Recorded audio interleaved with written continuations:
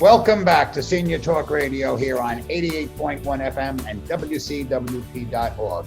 This is Project Independence in You. I'm your host, John Ryan, and my co-host is Otto Los. John, that was truly exceptional. Oh, I mean, Anthony is, if you can't get a little positive after that. I'm so agreeing with you. It's, I don't mean he embarrasses people into being better, but it's the truth. I mean, here's a man that has struggled all his life. And it is what it is. And you move forward as best you can. And he's living proof of it. It's unbelievable. And then we have Project Independence with Kelly and Krista this morning.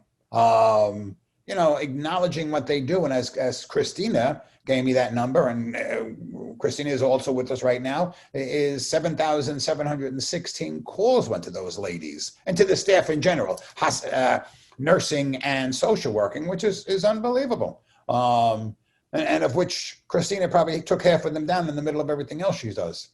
How are you, Kristina? Hello, guys. Oh, what a show. Really. I'm over here with like a permanent smile, feeling all the feels of today's show, and I think that's what my favorite part is about this show, and to open it, as you said, with Kelly and Krista. And what I say all the time, especially during this COVID pandemic, the nurses and the social workers really were the ones who were, virtually in the homes and and making these wellness calls and to hear the seniors' reaction to them. And they don't give themselves enough credit, but I see. And it was just, they would say it was like getting a lifeline call, when a social worker or a nurse would call them and just to calm down their fears and whatnot. So they are amazing and doing great stuff. So it's really a special program, and they are certainly a huge part of Project Independence. And then, of course, Anthony, who has become my friend. I've had the pleasure of talking to him now a bunch of times, and I could listen to him forever. When I was prepping for the interview, I was on the phone with him this week, and he was just telling me about his life story. And when certain people are just blow you away, and just his outlook on life is just so incredible. And it's something that you see he has really carried throughout life. To obviously being visually impaired is not an easy thing. So it's just the fact that he got to express that in just a little bit, and it's just amazing. It's just a great story, and I was so happy. And he's also our #1 fan, so to have him on. Clearly, our radio show attracts great people. But all jokes aside, the fact that he recognizes. Kristina, you said Anthony is our #1 fan, and I'm waiting for Otto to say Anthony is our only fan. I was thinking of it. But it's good to know we at least have one. Yeah. That's true. Listen, there's plenty out there. I get the calls all the time, so there's plenty out there.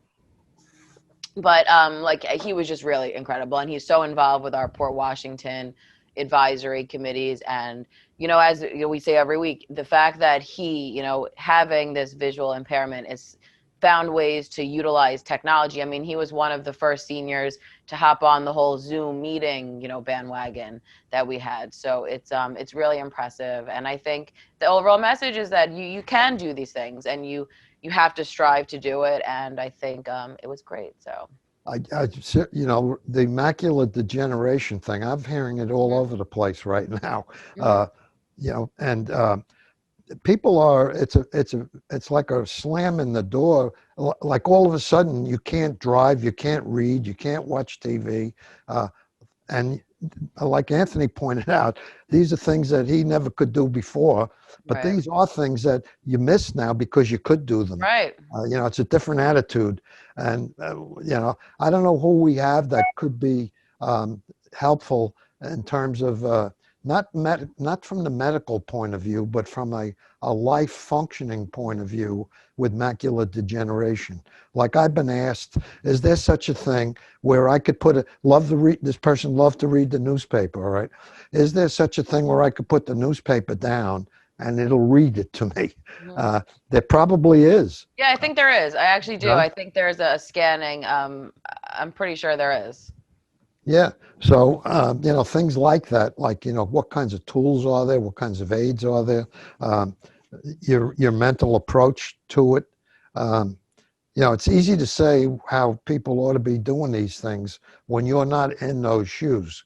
You can make a lot of great speeches. I don't know how I'm going to be if that happens, frankly. I'm No, of hoping course. I'm hoping that I'll preach. All the preaching I've done is going to sink into my own head. But I empathize with people who are in that boat where all of a sudden they can't do Yeah. these things that they did before. No, and it's frustrating, and I think, even just, with Anthony and talking to him now, he always says to me, there's nothing anyone can say that's going to offend me. I'm not going to get upset if you use the wrong term or whatnot. He's got such a great outlook that he's understanding that people, he said, he feels a lot of times people are nervous. They don't know what to say or how to interact with him. And he really doesn't want it to be that way, so he's very accepting of everyone's kind of ignorance on certain things, which I think is amazing. And, even just saying, all right, unmute it, it's, you take all these things for granted because, we say, okay, we're just going to unmute, boom, we're done. And, obviously it's a little more difficult for him to do, but I think it's just inspirational that he doesn't let that stop him from doing it. I think that's the message. My mother-in-law has macular degeneration. That's what it is. Mm-hmm.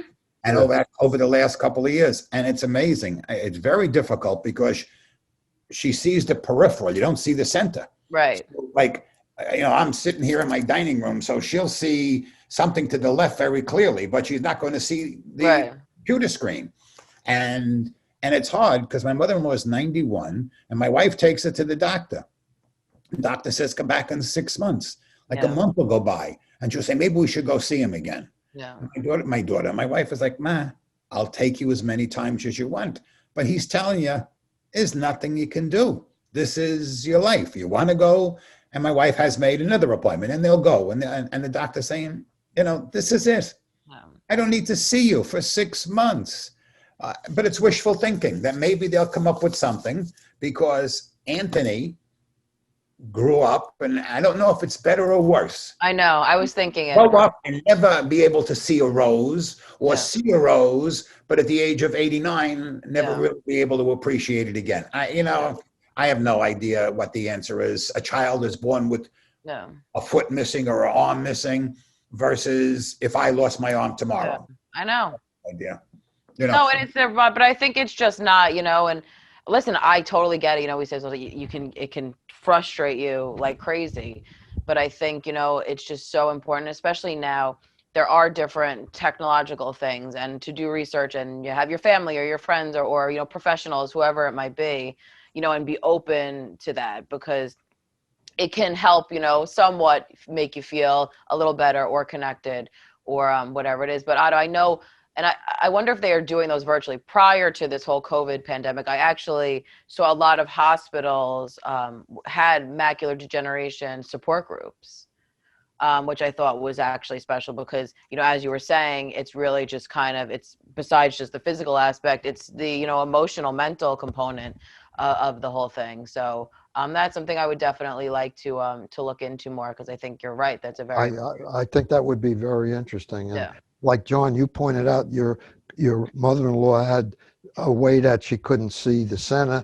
Right. I have somebody who what they see are all like bars. And really? Nothing's clear. It's just like looking at a bunch of bars. So I think I don't know if there's a fixed thing that macular degeneration is this.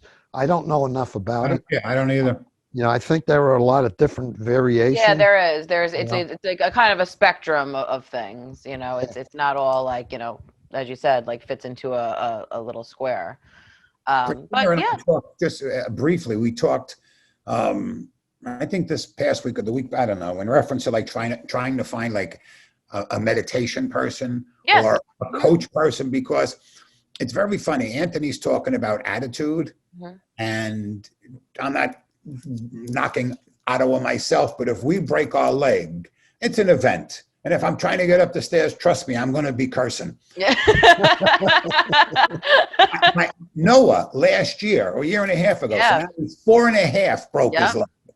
Within a day, That leg was like it was always a cast. Mhm. He was flipping, he was walking. He took the thing and threw it up on the table. It was, and I'm saying to myself, I would have been cranky for a month, saying, Yeah. how am I going to get my pants on? How am I going to do this?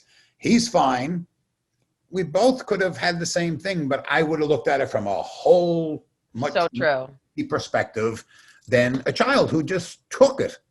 And my God, what that kid did, he did everything. Yeah.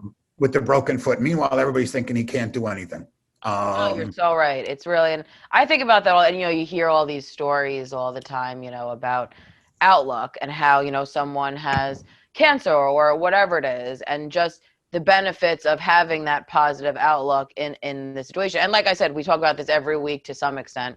It's certainly not easy, and we could sit here all we want and say, oh, the importance of being, so it's clearly something you have to work at, and I also laughed though, because I was having this conversation with my mom the other day, and we were saying, we were talking about, the positive outlooks and different, how even if you don't, and I think back to the segment we had with the laughter yoga person we had on, and she was essentially saying, which I thought was so interesting, that even if you don't feel like happy at the moment, just the sheer act of, you're like tricking your brain. So if you sit here and you smile or you laugh, it's making your brain think, that you're happy. So in itself, it creates this whole thing, and that's just faking it. It's not even like real laughter. And that always stuck with, huh? Why can't you just have a drink? You could do that too, and that might make you really laugh, I mean, you'll figure it out. But it's like just something like that. So listen, I think that's the first step, is fake it till you make it, guys. And eventually, I think it will have some kind of benefit. This has really evolved very nicely.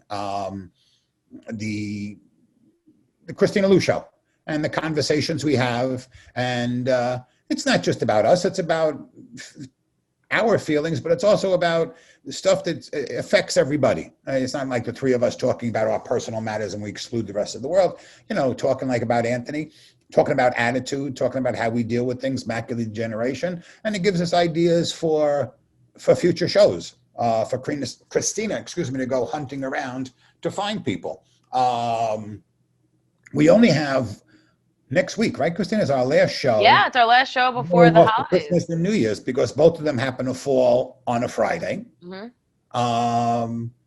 So, and it makes a difference because some people listen some weeks and some people listen other weeks. But this segment, let's go through Christmas. It's around the corner. What are you doing, Kristina? So I know the house is all decorated. Yes, the house is fully decorated. Like I said, which we've been doing, prior to COVID, which is nice, is that Christmas Day, as we do with Thanksgiving, it's just our immediate family in our household. I'm very fortunate that I live in a mother-daughter situation, with my parents and my brother upstairs. So it's just us. That's what we do for Christmas, which is nice because if anyone knows me and my family, we're a little crazy with the presents.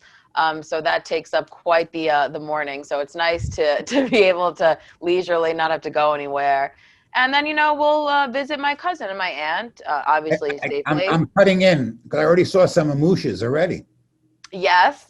So I did for my husband. I'll give a little tidbit that I have an advent calendar was always a big thing ever since I was a little girl. My mom still to this day, every year buys me my little chocolate advent calendar.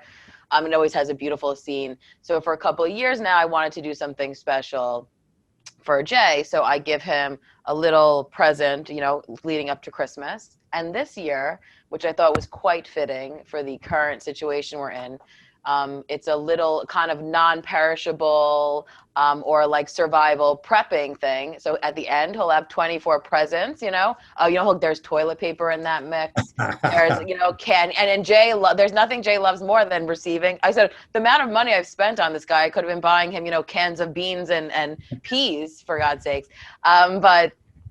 So we're doing that, and then I bought him a little box, so he puts all of his little presents in, and then, like I said, now we can add to our, God forbid, if we're ever in a situation where we're running around. There was hand soap in there, because that was a hot commodity. I threw some Bounty paper towels in. So that was my theme for Jay for his Christmas countdown. And like I said, for Christmas, we're gonna take it easy. December, it's very hard this December, especially for me, because on top of Christmas, I have a lot of birthdays. So my mom's birthday, my aunt's birthday, my grandfather's birthday was in December, and two of my best friends. So it's a very heavy celebratory month under normal circumstances. So obviously that's different this year. I'm missing. This is like the first year in I don't even know how many years now, maybe 5 or 6, that I'm not going to be having a big Christmas party.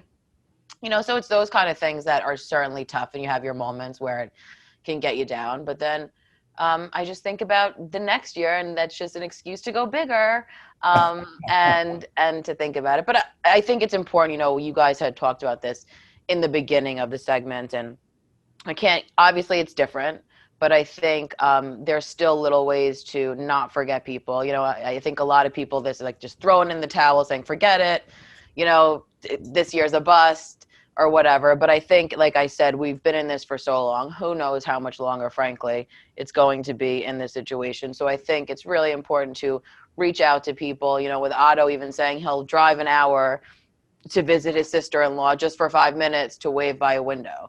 But I think that's what life's about. And just those 5 minutes probably made her day. So I think it's about making the effort, and that's something we could all do in different ways. Obviously, everyone's got kind of different capabilities or whatnot. So whether it's a virtual visit or a telephone call or sending something in the mail. I mean, I think just even a hard copy mail, getting something that's not a bill in the mail to me is really just a lovely thing, and that's why, and everyone laughs at me because I love when I can have, a party or something. I love a hard copy invitation to this day. Everyone always does like virtual kind of things, but I love that whole act. And I think it's because when I was a little girl, it was always such an event, picking the theme and the invitation or whatnot. And I still love to do that, and especially my Christmas cards. I don't know if you guys have received them yet. They were in the mail. Oh, you got it? Good. Otto got it. I don't know, John, did you get your Christmas card yet? No. Well, you better check that mailbox. It came. Photos of Kristina and Jay. Dan got his too. John, you better check your mail. Very nice. But, and it takes me back to, tradition. And when I was a little girl, since like literally we're talking birth, I remember my first Christmas card, baby Kristina, was in a whole little present. My mom had put like all these little open presents, and I was in like a little baby doll. And my grandfather, who was a photographer, would take my Christmas card every year, and in his studio in his house, and it was always such an event. It was picking, like I said, the theme for it and the colors. And I remember I would sit there and with my grandpa and my mom, and we would all over the dining room table would have the different proofs, and we would look through it and choose which one was the best, what we thought. And it was just such an experience. Definitely, and I have to say, it was a lot easier when it was just me. Me and my brother are 9 years apart. So when James got introduced into the mix, he wasn't quite the easy subject as I was. I would sit there and kind of take, any kind of direction. James is a little bit more of the diva, we'll say, in the mix. But it was such a thing. And that was something, when my husband came into the picture, I had told him all about my Christmas cards, and this was all really a new world for Jay, so I laughed because I said, Jay, you didn't know what you were, getting into, because I was like, you don't have ornaments, and forget it. Like the amount of ornaments this guy has now with being with me is crazy. And our Christmas card is like that now. Me and Jay, we look through our pictures, and, it's just, so it's a nice thing. And I think it's just like a nice little spreading cheer to people, especially during this time. So that's my favorite time of the year. I love seeing the Christmas cards and getting it from people. And I have a whole little, I'll have to show you once it's complete. You could probably see in this corner is like I'm starting my Christmas card wreath. So I take all my Christmas cards and, put in a little wreath, and then it becomes a little decoration. So. Oh, wow. That's what I do, guys. So I don't, I don't throw anyone's Christmas cards away. So they get saved. And it's just a nice little tradition. And like I said, it's turning it into a decoration. So there you go. But what about you guys? What are your holiday plans? John? We don't have one yet, to be honest with you. I have no idea. Everybody always came to us, which is not happening this year. But I don't, what we did for Thanksgiving, and I have no idea Honestly, at this point, we haven't really made a plan, to be honest with you. Yeah, and I think that's Not also good part of together, it. unless we get Steph's mom out here again. So that's a possibility. But, she may go to her son, Mhm. in which case it would just be Steph and I. We'll see the kids, at a Yeah, distance or drop by to, one-on-one, but we're definitely not all getting together. I don't know if I told right. you. I think I did. One of their, my oldest daughter, Becky, her in-law, not her in-laws, her daughter-in-law, no, her sister-in-law, the husband and the kids, everybody got COVID. Oh. Wow. And they were trying to be safe, and then one got it, the second one got No, it. it's very hard. Listen, I mean, it's something I think we're all hearing about in different degrees, of people we know. And it's not, listen, the people that I know recently who have, it wasn't people who were out there doing reckless things. Right. It's just it's out there, and I think it's just a reminder, to be hyper vigilant and do certain things that you can do. I mean, I crack up, with my husband, because Jay said, these windows, I swear, apparently the oil bill doesn't matter this year, because the amount of airflow coming into my house with these windows open, and listen, I have to preach to people something that I invested in. It wasn't cheap, but it wasn't overly expensive, was an air purifier. And it's a really big air purifier. And I was like, I feel like I've been missing out all these years, because I really think it helps, who knows, I'd like to believe it's filtering out any kind of virus or whatnot that could possibly, infiltrate. But on a different note, it really helps with dust. And I've been like doing a study and noticing, and I have to tell people, that's something I really recommend everyone gets. There's Dusting list? yeah, I looked around because I was like, and I was impressed, because normally the electronics attract a lot of dust, and Jay and I have a lot of speakers and different electronic things, and I noticed, and I feel like it just makes the air nicer, and it helps you sleep. So I'm quite the proponent of the air purifier. Does it do the whole house or? Yeah, so we got a big one. So our house, I mean, we don't exactly live in a mansion, the two of us. But we got a very big one that's centered, and it kind of filters out. We actually want to get a smaller one for our bedroom also, but the one we got, it's the square footage technically would be the whole, majority of the house. So I think it's great. And that between the windows open, God only knows what, it's freezing in here, but we're really filtering out whatever possibly could be going on. But It's just an air filter, it's called? yeah. I'm not that I'm promoting anything, but the one that I chose was a Bissell big thing. It looks kind of like a speaker, like a giant speaker. And it's kind of sleek though. It's interesting. We found to put it in a little corner of a room. But it helps. Jay did his research, because that's what Jay does before any purchase. It's a lot of heavy Otto kind of research going on. Okay. But yeah, I really recommend it, and it has the HEPA filter, and it's that kind of stuff. So like I said, my whole point is there's little things that people can do, and like everyone's got their own level of comfort or what they want to do. And I think it's important. It's easy, and I even can see myself sometimes, you forget, or you're not as hyper vigilant as you might have been in March. But then I am fortunate to be married to Jay, who didn't lose any of his hypervigilance. He is really following the same kind of protocol that he was following back in March. So he is certainly a reminder, if he sees me even trying to bring a package in the house and not opening it outside, it's like the alarms go off.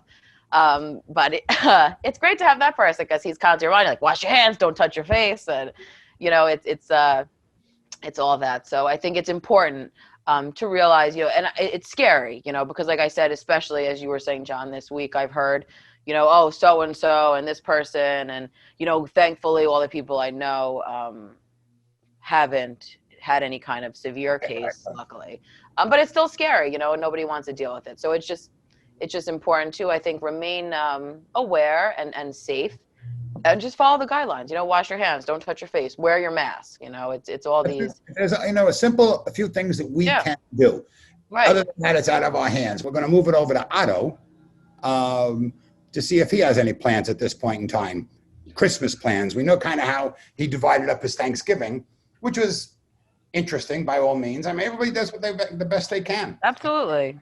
And Well, Otto, you didn't hear. Dan's wife went for a COVID test because somebody in her office Dan's wife has COVID? No, no, No, no. no, no, no, Oh, no, she no. went for the test. Oh, Yeah, She went for well, a test because somebody has COVID. And I told in the beginning, they'll close my office because somebody, has COVID now. You got to just be so careful. I mean, and as much as you want to see people. I know. Christmas could be worse than Thanksgiving.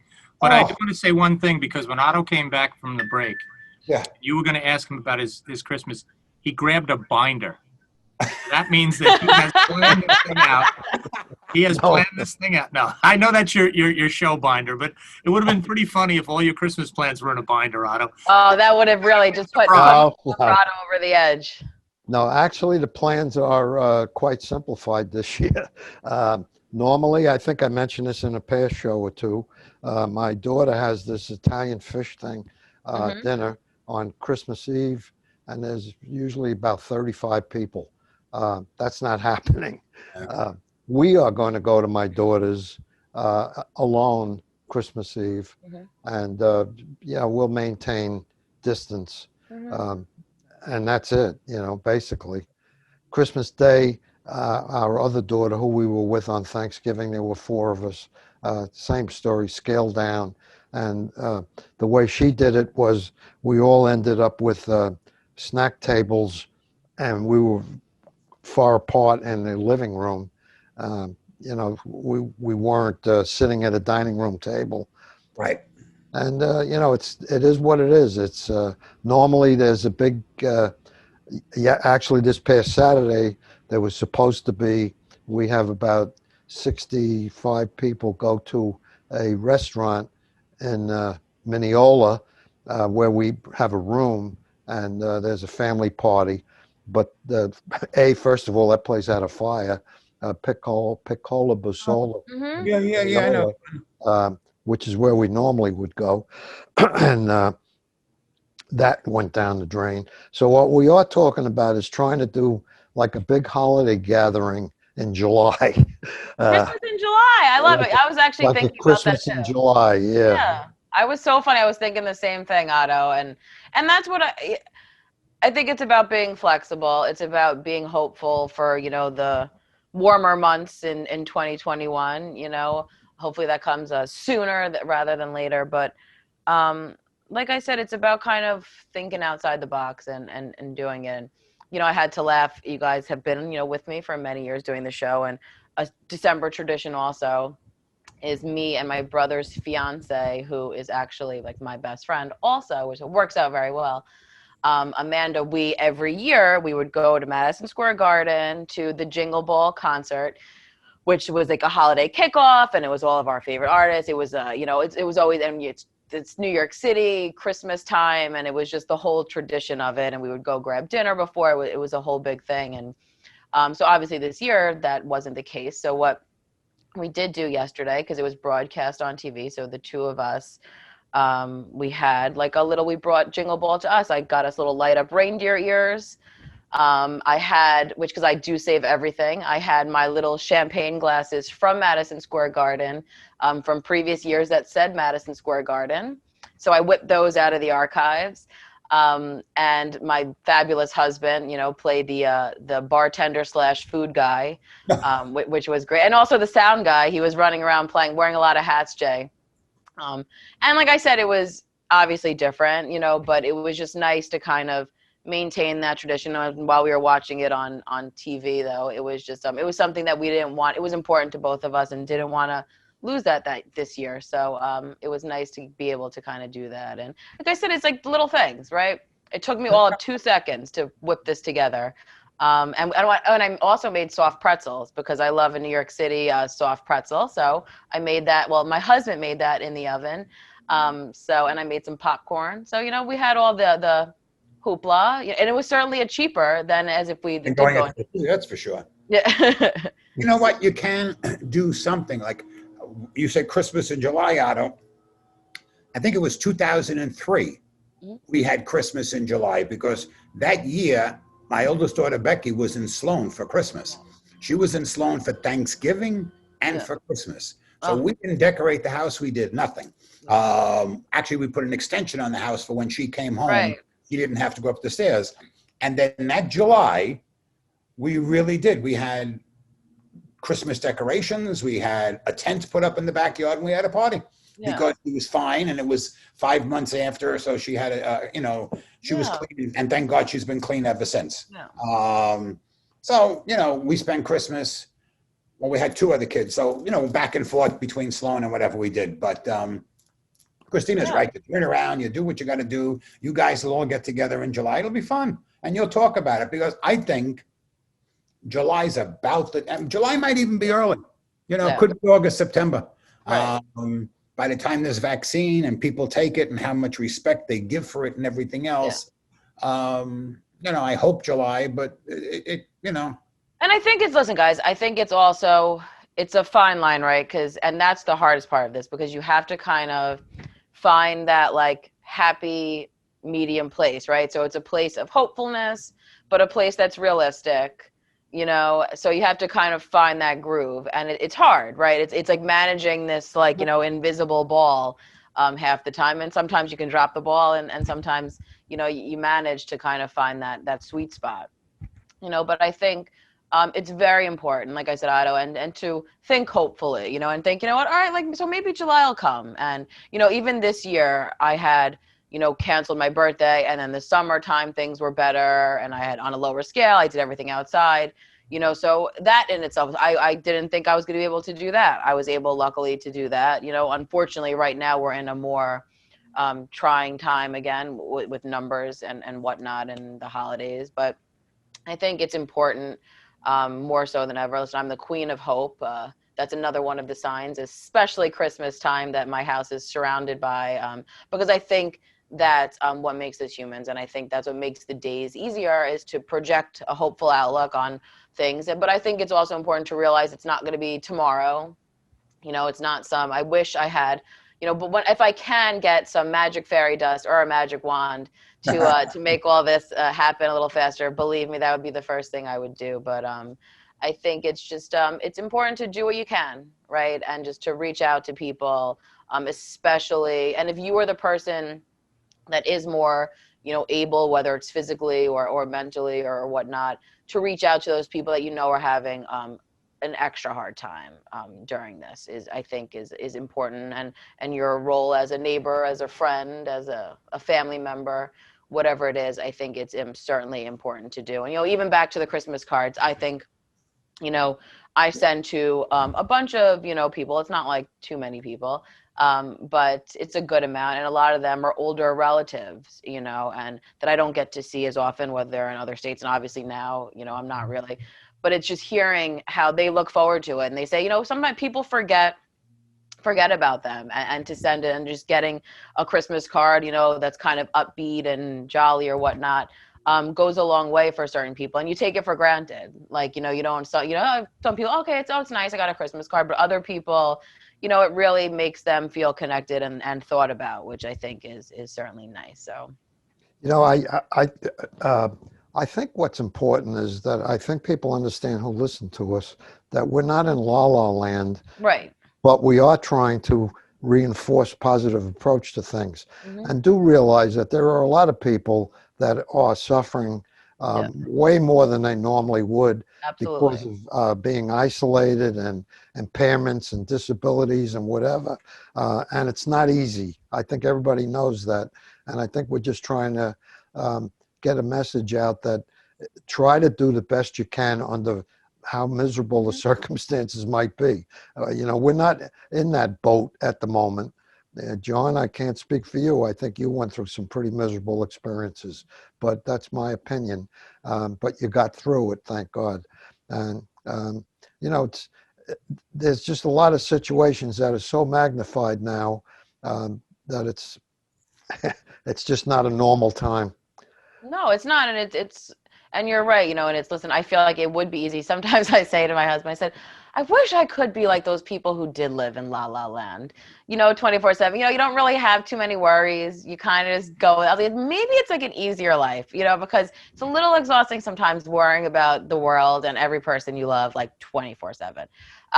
But that's what we do. That's who we are. Certain people obviously have their own kind of personalities during this time. But I think, we have a forum on this show where we whether it's give you hope or give you some suggestions, on kind of ways to do things or fun activities. I want to mention this.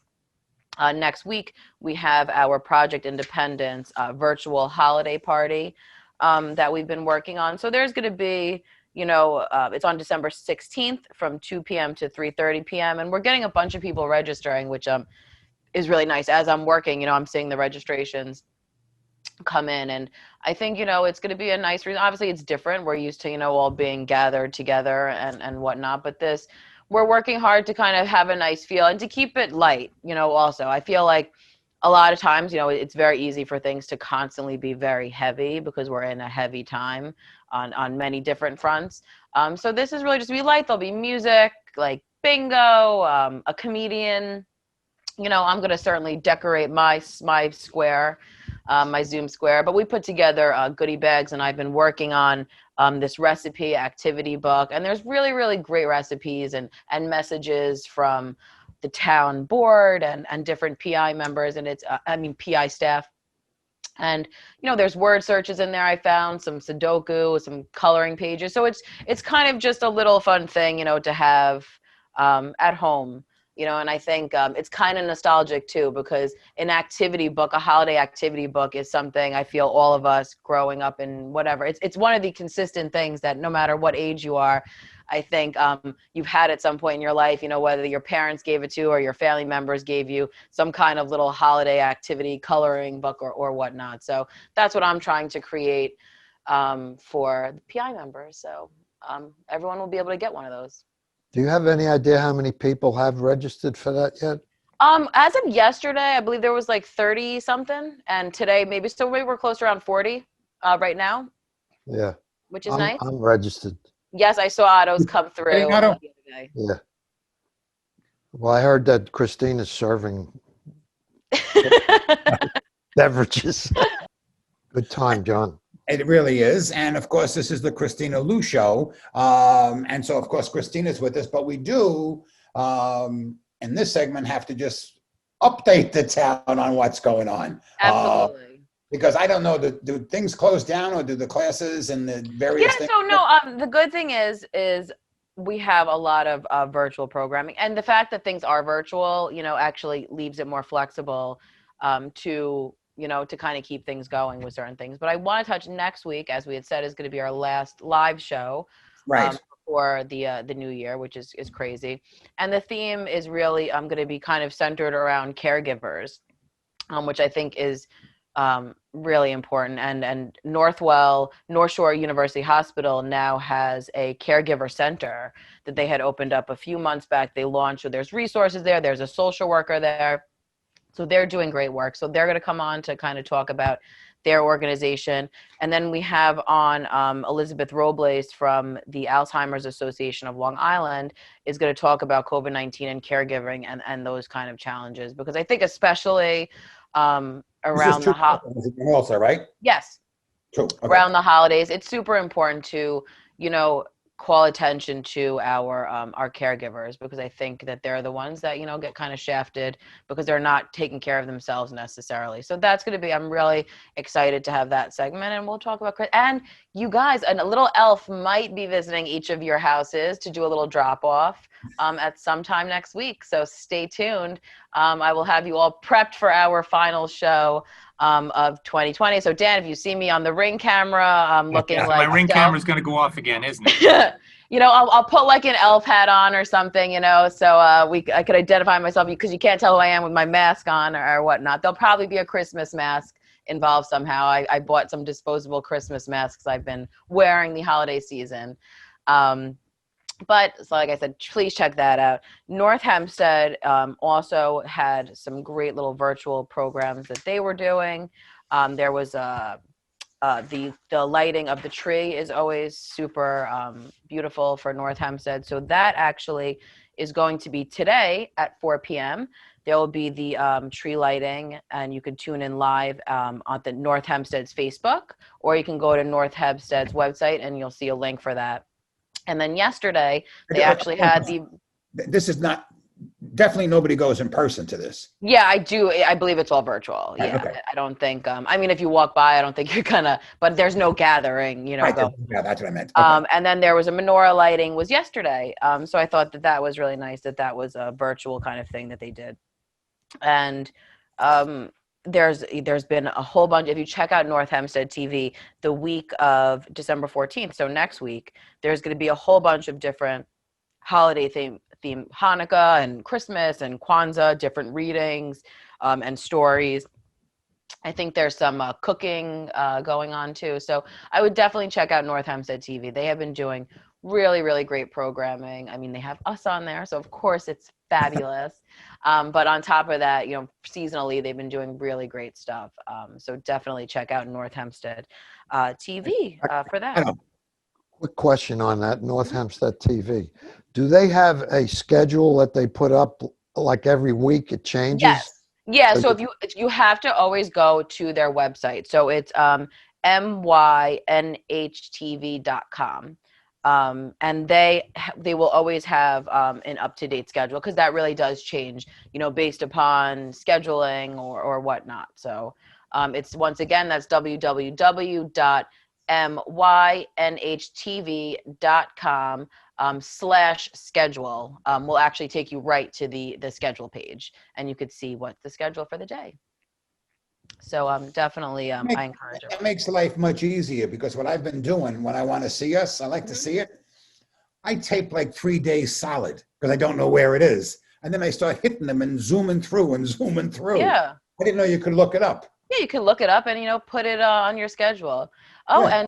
and hopefully, I know we're in talks possibly to be put on North Shore TV. So that'll be exciting too, if the show will be on there. And I think the most important is spreading the word. And I think it's great. We have great topics. Yeah, we have great topics, and we have a good time doing it. And I think that's needed to do this. So it's really nice. And my phone, I swear to being home, the amount of scam calls, we could do a live scam call. As I got it says spam on my phone. Working from home, I never realized how much my home phone actually rang until, I'm being home. So I no one else calls me besides spam calls on my house phone. So How many days after last week's show, in the afternoon, I got a phone call from somebody who wanted to know about hospice.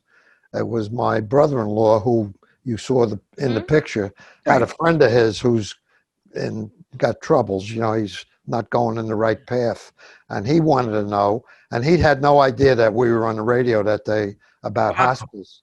But I was able to, and I saw that show was on this morning at 9 o'clock, but it's not on the website yet. Yeah, because so it's to watch the actual, watch our radio show.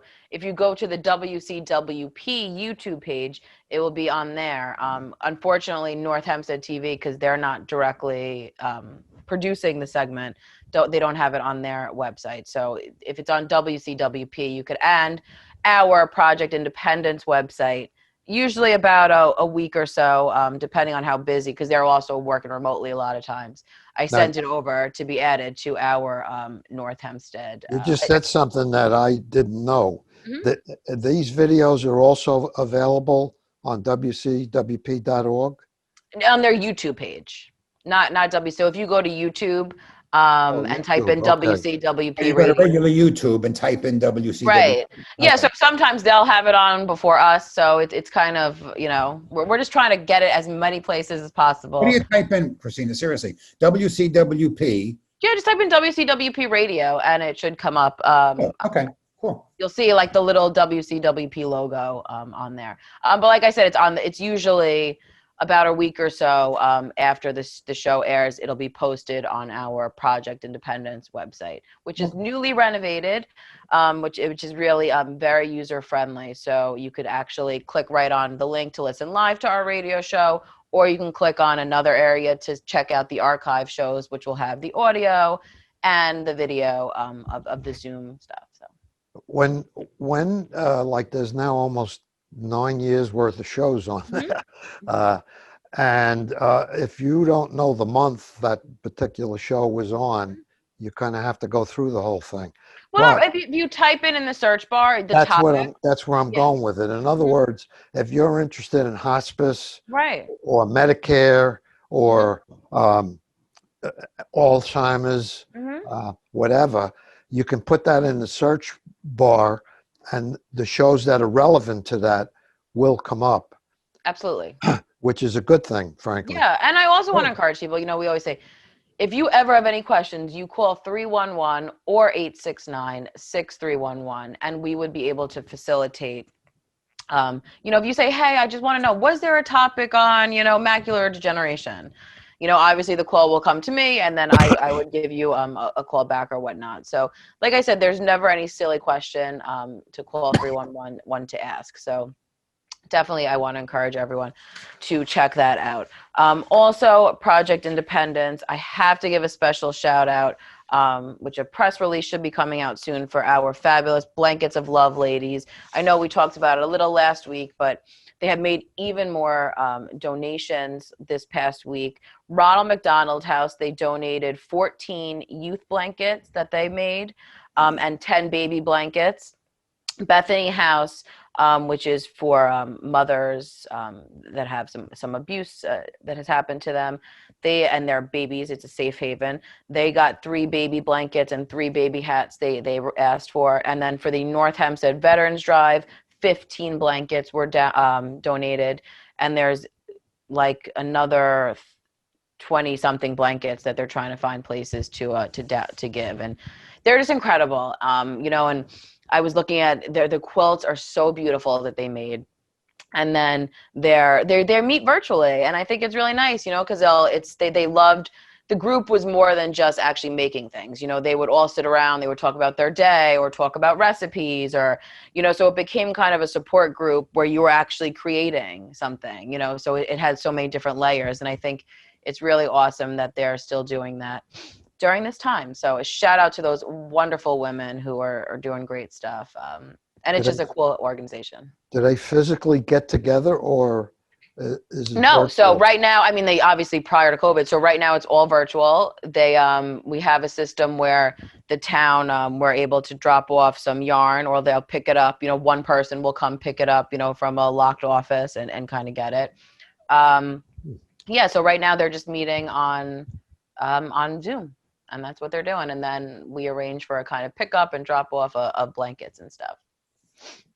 You got to be safe. That's a smart thing, especially if you're dealing with seniors.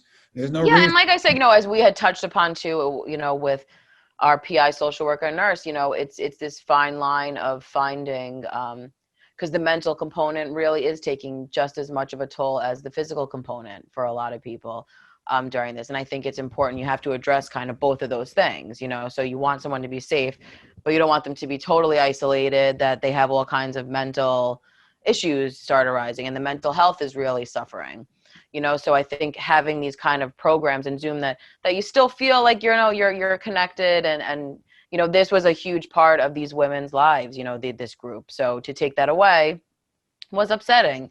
So we, all pulled together, and how are we going to make this work? And I think it's a lot of brainstorming. So the fact that we've been able to do that, and look how many blankets were created that are now going to be donated to people that need it. So it's really special. It's one of my favorite programs. And like I said, we also have these social groups that are meeting.